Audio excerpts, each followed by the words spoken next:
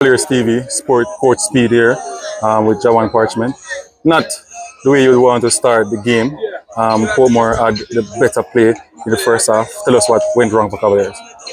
Oh, it was basically the team that we started was just all defensive players because of injuries to a lot of our key players. So we just had to come and do what we had to do.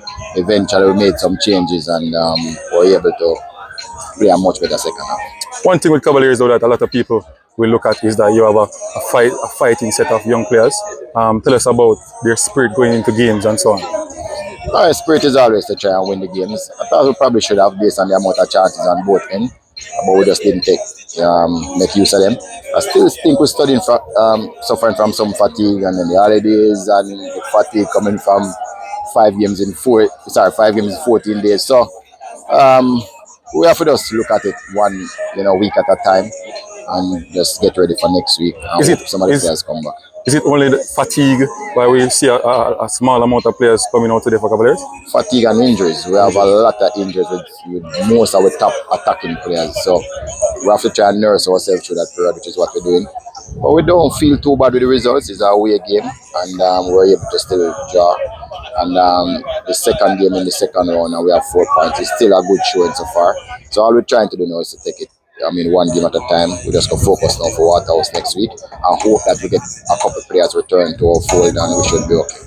Second half, you chose on Calvin, then you put on Avery. Tactical punches onto Portmore, which paid dividends for you scored a penalty. Tell us about that. Yeah, well, we saw what they were doing in the first half, and Cavaliers is kind of a second half team. We saw what they were doing in the first half, and we just made some changes. And from that time, they noticed we took over the game. But again, we couldn't find the finishing touch, the killer touch, to put it away, which we got numerous. Maybe it's because of the personnel who are getting them. They are not really used to be in those positions with the ball at their feet. But we hope to rectify that. Atkinson is back in training next week. Stein will be back. So we should be looking a little bit better now. As you said, normally in games, you would, finish it off with some command, but in this one, then that it looks like Portmore got the better of you in the latter part of the game. Sure, could have scored, but I think you should be happy for the draw. No, I think we should have been ahead before. Cause we actually got some before Portmore got that last shot. So I'm not going to concede to that. I think we should have been ahead. So even if they scored, I think they have probably been even.